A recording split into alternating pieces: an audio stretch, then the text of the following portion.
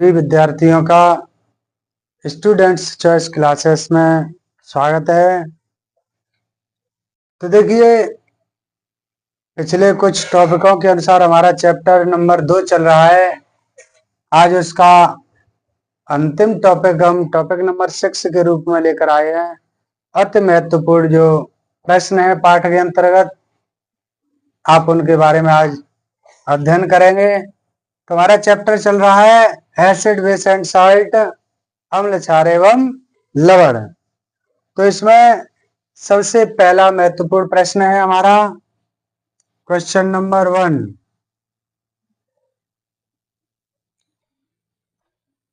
क्लोर alkali प्रक्रम क्या है? क्लोर एल्कली प्रक्रम क्या है? तो आप इस प्रश्न से घबराइएगा नहीं, क्योंकि ये हमने पहले पढ़ लिया है। क्लोर एल्कली, एल्कली को मैं क्षार बोल दूं आपको तो आपको समझ आ जाएगा कि ये हम सोडियम हाइड्रोक्साइड में से पढ़ चुके हैं।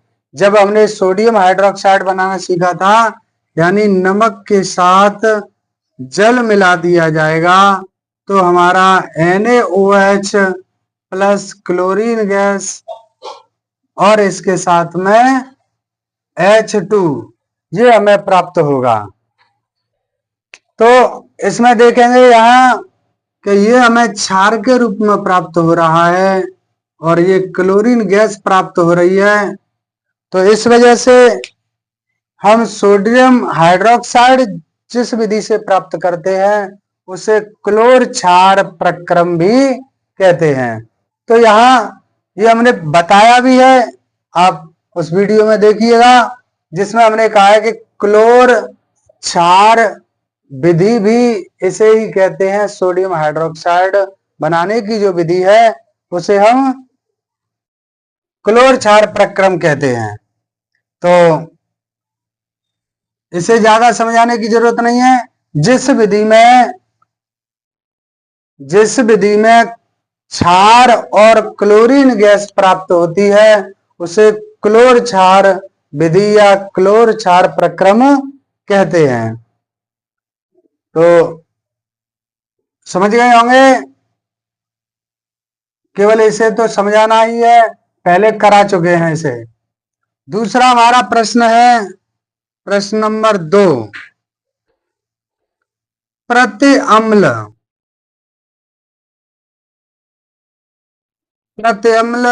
या आप कहिए इसे एसिडिटी क्या है? एसिडिटी क्या है? जैसे पेट में जब कुछ दिक्कत होती है तो खट्टी खट्टी डकारें आती हैं, तो उसके लिए हम उस स्थिति को एसिडिटी कहते हैं। तो हमने बताया था किसी विलयन की अम्लीयता को खत्म करने के लिए, नष्ट करने के लिए उसमें यदि क्षार मिला दिया जाता है तो अम्ल का प्रभाव नष्ट हो जाता है।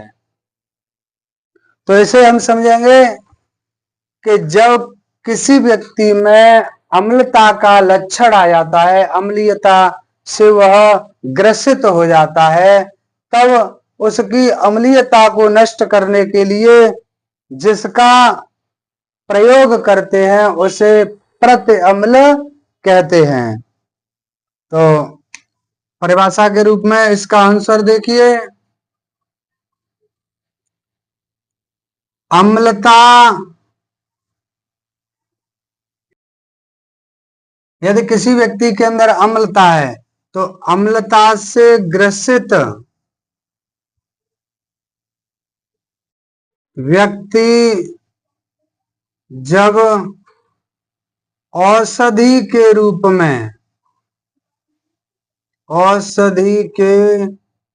में जिस पदार्थ का प्रयोग करता है प्रयोग करता है उसे प्रत्यम्ल कहते हैं। प्रत्यम्ल कहते हैं। समझ गए होंगे।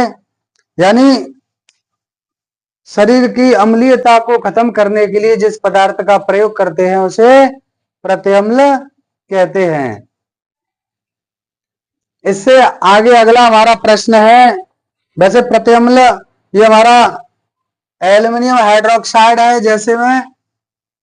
जैसे एल्युमिनियम हाइड्रोक्साइड, एल्युमिनियम हाइड्रोक्साइड ये हमारा प्रत्यम्ल का काम करता है। तो अगला प्रश्न है हमारा क्वेश्चन नंबर 3। क्वेश्चन नंबर 3 क्या है देखिएगा। क्वेश्चन नंबर 3 है, धात्विक ऑक्साइड क्षारीय ऑक्साइड क्यों कहलाते हैं? धात्विक ऑक्साइड क्षारीय ऑक्साइड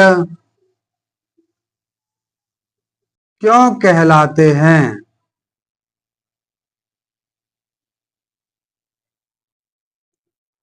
तो धातु के जितने हमारे ऑक्साइड हैं वो क्षारीय ऑक्साइड क्यों कहलाते हैं? क्षारीय ऑक्साइड क्यों कहलाते हैं?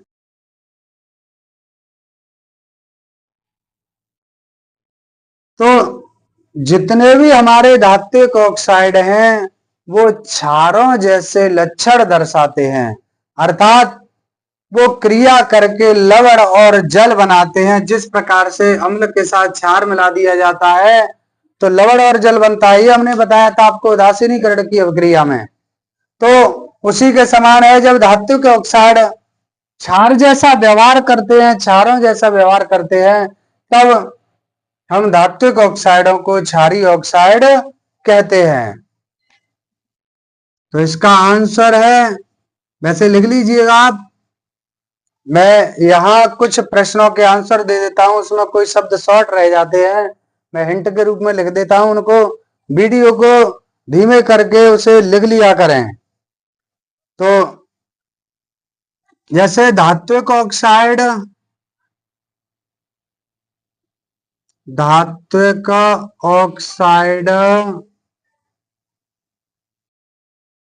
जब हमारी अम्लों से क्रिया करते हैं, या कहिए धात्विक ऑक्साइड क्षारों के समान, या क्षारकों कह दीजिए, क्षारों के समान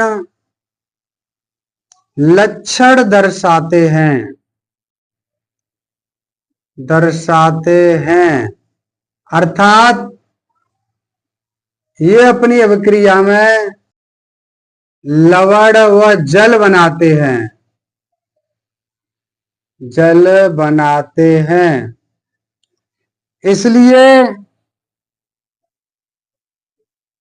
धात्विक ऑक्साइड क्षारीय ऑक्साइड कहलाते हैं। धात्विक ऑक्साइड क्षारीय ऑक्साइड कहलाते हैं। ऑक्साइड कहलाते हैं। तो समझ गए होंगे। यानी यहीं से प्रश्न हमारा आंसर दे रहा है, सभी ध्यान देंगे कि क्षारीय ऑक्साइड धात्विक ऑक्साइड क्षारीय ऑक्साइड क्यों कहलाते हैं? क्योंकि धात्विक जो ऑक्साइड हैं वो क्षारकों जैसा व्यवहार करते हैं, क्षारकों जैसी क्रिया करते हैं। जैसे कोई क्षार अम्ल के साथ मिलकर लवण और जल बनाते हैं, तो ऐसे ही हमारे धात्विक ऑक्साइड है वो क्षारकों के साथ मिलकर के लवण और जल बनाते हैं। इसलिए हम धात्विक ऑक्साइडों को क्षारीय ऑक्साइड कहते हैं। तो समझ गए होंगे। अगला क्वेश्चन है हमारा क्वेश्चन नंबर 4। तो क्वेश्चन नंबर 4 है, अधात्विक ऑक्साइड अम्लीय ऑक्साइड क्यों कहलाते हैं? बिल्कुल इसी के समान है। यहां हमारा धात्विक ऑक्साइड क्षारीय ऑक्साइड है और वहां अधात्विक ऑक्साइड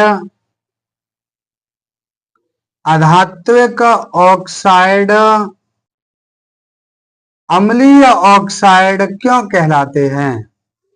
अम्लीय ऑक्साइड क्यों कहलाते हैं?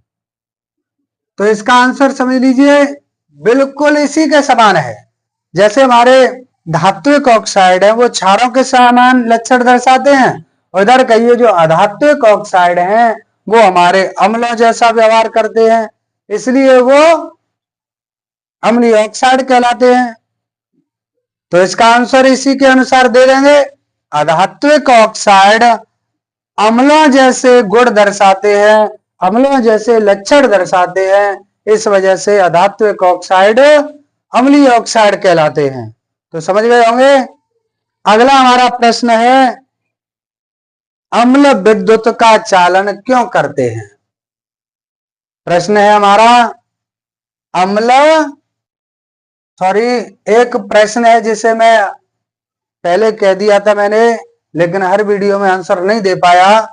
आज प्रश्न के अनुसार आंसर दे रहा हूं, सुनिए। प्रश्न नंबर 5 है, यानी मैंने कहा था क्षार और क्षारकों में क्या अंतर है? क्षार और क्षारकों में क्या अंतर है? तो इसे समझेंगे। वैसे मैंने बताया था क्षार किसे कहते हैं कि जो स्वाद में कड़वे होते हैं अथवा तीखे होते हैं, उन्हें हम क्षार या क्षारक कहते हैं। तो इनमें थोड़ा सा ही अंतर है कि जो हमारे पदार्थ हैं, जितने भी क्षार हैं, चाहे वो कैसे भी हों, तो यदि उनमें क्षारीयता का लक्षण थोड़ा सा भी है तो वे केवल क्षारक कहलाते हैं। लेकिन जितने हमारे क्षारक हैं, यदि वो पानी में घुल जाते हैं, जल में घुल जाते हैं, तब वे क्षारक कहलाते हैं। और तब वे क्षार कहलाते हैं। यानी जो केवल जल में घुलते हैं उन्हें क्षार कहते हैं, और जो जल में घुल रहे हो या नहीं घुल रहे हो, वो सभी पदार्थ यदि कड़वे हैं, तीखे हैं, तो वे क्षारक कहलाते हैं। तो समझ में आ गया होगा। यहाँ एक प्रश्न ये भी बनता है कि क्या सभी क्षार क्षारक हो सकते हैं? तो ये नहीं है, सभी क्षार क्षारक नहीं हो सकते, किंतु सभी क्षारक क्षार जरूर हो सकते हैं। दोबारा समझिएगा, जितने भी हमारे क्षारक हैं वो क्षार नहीं हो सकते, लेकिन सभी क्षार क्षारक हो जाते हैं। यानी जैसे समझिए द्वारा, यहां जलीय क्षार है, जलीय जो विलयन होता है, यानी जल में जो विलीन हो जाता है, जल में जो घुल जाता है वही हमारा क्षार कहलाता है। और जो जल में घुल जाए प्लस नहीं भी घुले तो वो हमारा क्षारक होता है। तो ध्यान से समझेंगे, जितने हमारे क्षारक हैं उनमें जल में घुलने वाले तो आ ही रहे हैं, लेकिन जो नहीं है, इस वजह से ये क्षारक क्षार नहीं हो सकता, लेकिन सभी क्षार क्षारक हो जाते हैं। तो सभी क्षार हमारे क्षारक तो कहलाते हैं, लेकिन सभी क्षारक क्षार नहीं होते, इनमें यह अंतर है। तो जो सबसे महत्वपूर्ण हमारे क्षारक, लेकिन जो जल में घुल जाते हैं उन्हें ही केवल हम क्षार कहते हैं। तो समझ में आ गया होगा ये। तो अगर लिखना चाहें तो लिख सकते हैं, अन्यथा आप वीडियो को रोककर आराम से लिख लीजिएगा। तो आंसर के रूप में थोड़ा सा मैं लिख दूं कि क्षार जो होते हैं वो जलीय विलयन में घुल जाते हैं, लेकिन सभी क्षारक जलीय विलयन में नहीं घुल पाते। कुछ घुल जाते हैं जो क्षार होते हैं, लेकिन सभी क्षारक जलीय विलयन में नहीं घुल पाते। तो समझ गए होंगे, आप स्क्रीनशॉट ले सकते हो। इससे आगे हमारा अगला प्रश्न है, जिसे आप देखिएगा।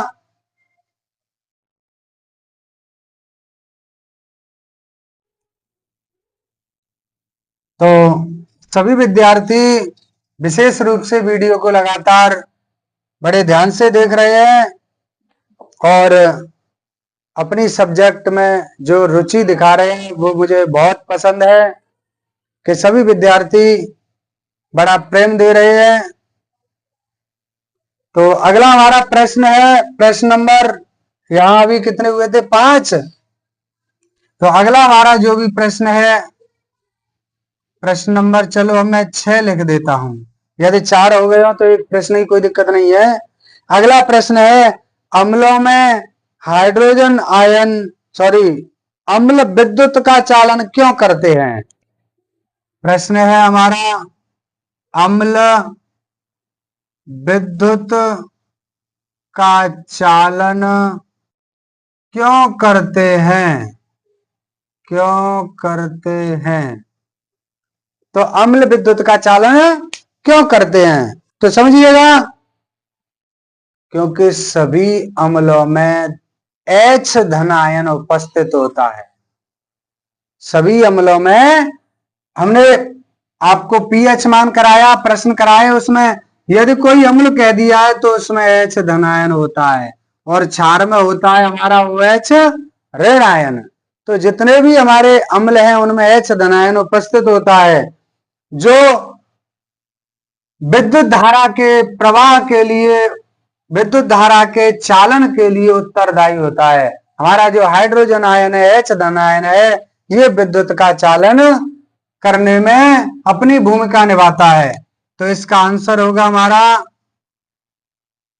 प्रश्न है अम्ल विद्युत का चालन क्यों करते हैं? तो यहां लिखेंगे, अम्ल में हाइड्रोजन आयन उपस्थित होता है, H धन आयन उपस्थित होता है, जो विद्युत चालन के लिए उत्तरदायी होता है। यानी अम्ल जो होता है उसमें H धन आयन होता है, जो विद्युत का चालन करता है। तो समझ गए होंगे। अगला हमारा प्रश्न है कि अम्लीय वर्षा किसे कहते हैं? तो एसिड रेन के रूप में आप जानते हैं।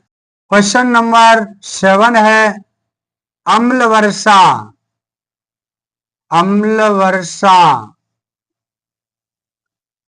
या कहिए एसिड रेन, एसिड रेन किसे कहते हैं? तो वैसे ही मैंने बताया है पिछली वीडियो में, दोबारा फिर सुन लें। जब वर्षा के जल का पीएच मान हमारा 5.6 से जब कम हो जाता है, तब उस वर्षा को हम अम्लीय वर्षा या अम्ल वर्षा कहते हैं। अब है, यदि ये अम्ल वर्षा नदी में चली जाए, यानी ये वर्षा का पानी है, ये नदी में जब चला जाता है तब क्या प्रभाव होता है? तो तब क्या, जैसे अम्लीय वर्षा का पीएच मान 5.6 से कम होता है, तो जब ये नदी में बहकर जाएगा तो नदी के पीएच मान को घटा देगा, जो उसमें रहने वाले जीव जंतुओं के लिए घातक होगा, खतरनाक होगा, उनके लिए हानिकारक होगा। तो समझ गए होंगे, जब वर्षा के जल का पीएच मान 5.6 से कम हो जाता है तब उस वर्षा को हम अम्लीय वर्षा कहते हैं। तो ये समझ में आ गया होगा। यदि कोई प्रश्न किसी विद्यार्थी को समझ में नहीं आता है तो कमेंट जरूर करें और हमें बताएं। अभी कुछ समय बाद वैसे ही हमारा इस पाठ का अंतिम टॉपिक है। इसके बाद हम अपने व्यवस्था को सतर्क करेंगे और आप सभी ध्यान से सुनेंगे कि हमारी ऑनलाइन क्लास चालू होने वाली है जिसमें हम ऑनलाइन पढ़ाया करेंगे। तो सभी विद्यार्थी डायरेक्ट हमें कमेंट करके पूछ भी सकते हैं। यदि कोई उत्तर समझ में नहीं आ रहा है उसे दोबारा से कमेंट में हम कमेंट के अनुसार दोबारा से समझाएंगे। वैसे आप वीडियो के माध्यम से भी कमेंट करने से पहले से दोबारा से वहीं से बैक करके दोबारा सुन करके समझ भी सकते हैं। लेकिन अब जब हमारा अगला चैप्टर नंबर 3 आएगा जिसमें हम धातु और अधातु, मेटल एंड नॉन मेटल को आपको समझाएंगे, तो उसके लिए हमारा प्रयास रहेगा कि क्लास ऑनलाइन आए। प्रयास ही नहीं, भरपूर कोशिश करेंगे, ऑनलाइन ही क्लास देंगे आपको, जिसका टाइम आपको बता दिया जाएगा। तो वैसे शायद क्लियर कर दूं मैं टाइम को, तो लगभग 5 या 4 बजे से ऑनलाइन रहा करेंगे शाम के समय। तो सभी विद्यार्थी ऑनलाइन पर आप पढ़ सकते हो। तो अगला देखिए, अगला हमारा प्रश्न है, आमाशय में उत्पन्न रसों का पीएच मान 7 से कम क्यों हो जाता है? प्रश्न नंबर 8 है हमारा,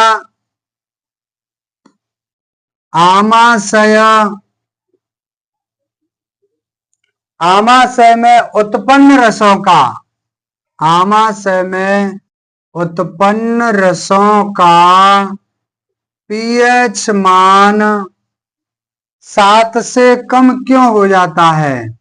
7 से कम क्यों हो जाता है? तो आप समझ रहे हैं कि पीएच मान 7 से कम हो रहा है, इसका मतलब आमाशय में अम्ल उत्पन्न हो रहा है। क्योंकि 7 से कम पीएच मान कब होता है? जब वो अम्लीय हो जाता है, और 7 से अधिक होने पर क्षार हो जाता है। तो यहां से हमें ज्ञात हो रहा है, इसका मतलब इसका पीएच मान 7 से कम हो रहा है, तो आमाशय में अम्ल उत्पन्न हो रहा है। तो आंसर है इसका, आमाशय में HCl उत्पन्न होता है। यानी HCl हमारा हाइड्रोक्लोरिक अम्ल उत्पन्न हो जाता है, उत्पन्न होता है, जो बहुत ही खट्टा होता है या कहिए प्रबल अम्ल होता है। तो आमाशय में HCl उत्पन्न होने के कारण हमारा पीएच मान 7 से कम हो जाता है। तो उत्पन्न होता है, इसलिए पीएच मान 7 से कम हो जाता है। तो समझ में आ गया होगा। यदि यहां कोई शब्द छूटता है, मैं बार बार कहता हूं, तो आप वीडियो को रोक करके धीमे चला करके जरूर उसे लिख लिया करें। वैसे मैं कोशिश करता हूं पूरा आंसर देने की, लेकिन फिर भी कुछ शब्द, क्योंकि बोर्ड अभी छोटा है, इस वजह से शब्द पूरे नहीं संभाल पाता हूं, बार बार मिटाना पड़ता है। तो इस वजह से सभी विद्यार्थी मेरा सहयोग करें, ये ना कहें कि आप आंसर पूरा लिखिए, कुछ वीडियो को देखकर बार बार रिपीट करके याद भी कर लिया करो। तो सभी विद्यार्थी विशेष रूप से ध्यान देते रहें। अगला है हमारा, अगला प्रश्न है कि अपाचन के दौरान क्या होता है, हम इससे बचाव किस प्रकार कर सकते हैं? अपाचन के दौरान क्या होता है? तो प्रश्न है प्रश्न नंबर 9, अपाचन के दौरान क्या होता है? अपाचन मतलब जब हमारा पाचन नहीं होता है, उस स्थिति में क्या होता है? आगे इसमें और प्रश्न जुड़ा हुआ है, हम इससे बचाव किस प्रकार कर सकते हैं? तो पहले तो इसका आंसर सुनिए, अपाचन के दौरान क्या होता है? तो अपाचन के दौरान बहुत अधिक मात्रा में अम्ल उत्पन्न हो जाता है। क्या उत्पन्न हो जाता है? अम्ल। तो इसका आंसर है अपाचन के दौरान आमाशय में अत्यधिक मात्रा में अम्ल उत्पन्न हो जाता है। अम्ल उत्पन्न हो जाता है, जिसके कारण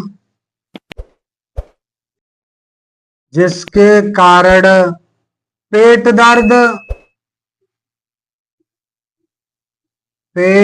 दर्द और अन्य भी कष्ट होते हैं।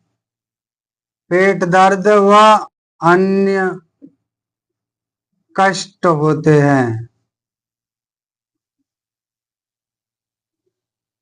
तो समझ गए होंगे। अभी इसका आधा प्रश्न है, पूरा प्रश्न अभी इसमें जुड़ा हुआ है कि हम इससे बचाव किस प्रकार कर सकते हैं। तो हम इससे बचाव किस प्रकार कर सकते हैं? तो अभी हमने दूसरा प्रश्न लिखा था प्रत्यम्ल, एसिडिटी के लिए जो बताया था। तो वैसे यहां पर वो एसिडिटी को खत्म करने के लिए क्षार का प्रयोग करते हैं, यानी अम्लीयता को नष्ट करने के लिए औषधि का प्रयोग करते हैं। ऐसे ही इसे अपाचन को खत्म करने के लिए हम प्रत्यम्ल का प्रयोग करते हैं। प्रत्यम्ल, जिसे हम अंग्रेजी में एंटासिड बोलते हैं। इससे बचाव के लिए प्रत्यम्ल या कहिए एंटासिड का प्रयोग करते हैं।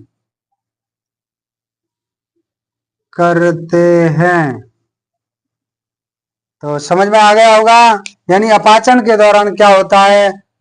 तो अपाचन के दौरान आमाशय में अत्यधिक मात्रा में अम्ल उत्पन्न हो जाता है, जिसके कारण पेट दर्द और अन्य कष्ट भी होते हैं। इससे बचाव के लिए हमें प्रत्यम्ल यानी एंटासिड का प्रयोग करते हैं। अगला हमारा प्रश्न है, दंतवलक क्या है?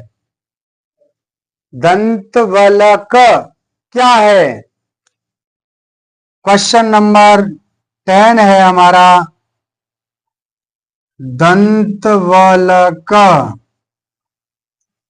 क्या है? यही है, दंतवलक क्या है? तो दंतवलक छोटा सा आंसर है। आंसर, दंतवलक, ये जो दंतवलक पदार्थ है, ये शरीर का कठोरतम पदार्थ है। शरीर का दंतवलक शरीर का कठोरतम पदार्थ है, जो कैल्शियम फॉस्फेट से बनता है। किससे बनता है? Calcium phosphate. कैल्शियम फॉस्फेट से बनता है। तो समझ में आ गया होगा। दंत बलक क्या है? ये शरीर का बहुत ही कठोरतम पदार्थ है जो उत्पन्न होता है हमारी कैल्शियम फॉस्फेट से। तो ये प्रश्न है हमारे, इसमें एक दो प्रश्न और चलो करा दूं। तो अगला प्रश्न है हमारा, चॉकलेट तथा मीठा खाने से मुंह में पीएच का स्तर 5.5 से कम क्यों हो जाता है? तो चॉकलेट जैसे बच्चे खाते हैं, मीठा खाते हैं, उससे मुंह में पीएच स्तर 5.5 से कम क्यों हो जाता है? तो इसका आंसर है, अभी पहले से साफ कर दूं। तो स्क्रीनशॉट ले ही लिया होगा। अगला प्रश्न देखें।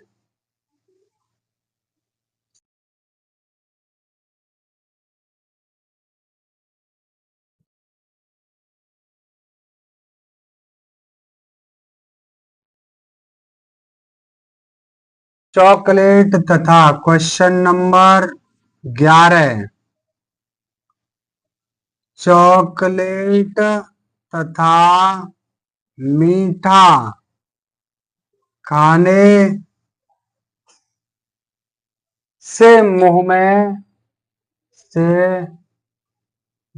में पीएच स्तर 5.5 से कम क्यों हो जाता है? से कम क्यों हो जाता है? हो जाता है। तो देखिए, जब चॉकलेट या मीठा खाते हैं तो अंदर शर्करा शेष रह जाता है। क्या रह जाता है? चॉकलेट तथा मीठा खाने पर मुंह में शर्करा शेष रह जाता है, जो अपघटन के द्वारा, जो बैक्टीरिया द्वारा अपघटन से उत्पन्न मुंह में अम्ल को कम कर देता है। यानी चॉकलेट तथा मीठा खाने पर मुंह में शर्करा शेष रह जाता है। रह जाता है। क्या रह जाता है? शर्करा जो रह जाता है, जो बैक्टीरिया द्वारा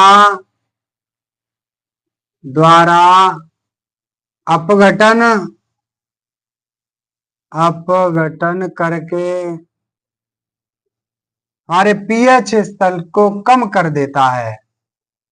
पीएच स्तर को कम कर देता है। कम कर देता है। समझ गए होंगे कि जब हम मीठा खाते हैं, चॉकलेट खाते हैं, तो मुंह के अंदर शर्करा रह जाता है। तो बैक्टीरिया जो मुंह के अंदर होते हैं वो इसका अपघटन करते हैं और मुंह के पीएच मान को कम कर देते हैं। अब हमारा एक लास्ट प्रश्न है, उत्फुल्लन क्या है? क्या? उत्फुल्लन एक ऐसे यौगिक का नाम बताइए जो उत्फुल्लन को प्रदर्शित करता है। तो ये है, उत्फुल्लन क्या है? प्रश्न नंबर हमारा लास्ट है 12, उत्फुल्लन क्या है? और आगे प्रश्न है, एक ऐसे यौगिक का नाम बताइए जो उत्फुल्लन प्रदर्शित करता है। एक ऐसे यौगिक का नाम बताइए जो उत्फुल्लन को दर्शाता है या प्रदर्शित करता है। तो आंसर है इसका, देखिए उत्फुल्लन क्या है कि जब किसी पदार्थ को हम वायु में रखते हैं, हवा में रखते हैं, तो उसमें से जो पानी अलग हो जाता है, तो पानी अलग होने की क्रिया को हम उत्फुल्लन कहते हैं। जैसे कोई हम वायु में कोई पदार्थ रख दें जिसमें जल पहले से मिला हुआ हो, तो उसमें से वायु में जब उसे रखते हैं तो उसमें से जल के कुछ अणु भाप के रूप में बाष्प बन जाते हैं, अलग हो जाते हैं। इस क्रिया को उत्फुल्लन कहते हैं। उत्फुल्लन किसे कहते हैं? जब किसी पदार्थ को वायु में रखते हैं, वायु में रखते हैं, तो उसमें से जल के कुछ अणु अलग हो जाते हैं, विघटित हो जाते हैं, या कहिए उसमें से भाप बन जाते हैं, जल के कुछ अणु निकल जाते हैं। तो इस घटना को उत्फुल्लन कहते हैं। तो समझ में आ गया होगा। जैसे हमारा जिप्सम है, जिप्सम का सूत्र याद होगा आपको। जिप्सम का सूत्र चलो इससे करा दूं। ये है, जैसे मैं Na2CO3 सोडियम कार्बोनेट, जिसे हम धावन सोडा कहते हैं, डॉट 10H2O, जब इसे हम वायु में रखते हैं तो क्या होता है कि Na2CO3H2O dot H2O plus 9H2O, यानी जल के 9 अणु बाहर निकल जाते हैं। तो ये हमारा क्या बचता है इधर? Sodium carbonate monohydrate, sodium carbonate monohydrate बचता है। ये हमारा सोडियम कार्बोनेट मोनोहाइड्रेट, और इधर तो है ही हमारा सोडियम कार्बोनेट डेकाहाइड्रेट। इसमें से जल के 10 अणु निकल गए, इस वजह से इस घटना को हम उत्फुल्लन कहते हैं। तो हमारे इस चैप्टर का यहीं पर विराम होता है, हमारा चैप्टर। और यदि किसी भी विद्यार्थी को कुछ चैप्टर में परेशानी हो, पाठ में कोई दिक्कत हो, वो बताए। यदि कुछ रह गया होगा तो पूर्ति अवश्य करेंगे। अभी तो है बहुत, लेकिन बच्चे ये विद्यार्थी सभी ये कह रहे थे कि सर आप चैप्टर को बहुत लंबा खींच देते हो, कई टॉपिकों में चल रहा है, इस वजह से जो महत्वपूर्ण है वो प्रश्न है आपके सामने, और परिभाषाएं टॉपिकों के अनुसार आपको दे दी गई हैं। तो सभी विद्यार्थी हमारे चैनल को ऐसे ही प्यार देते रहें, और सब्सक्राइब का ध्यान न भूलें। अपने साथियों के पास जहां भी जो आपके साथ अध्ययनरत हैं उन विद्यार्थियों को जरूर बताएं, और हमारे इस चैनल को सब्सक्राइब करें। धन्यवाद।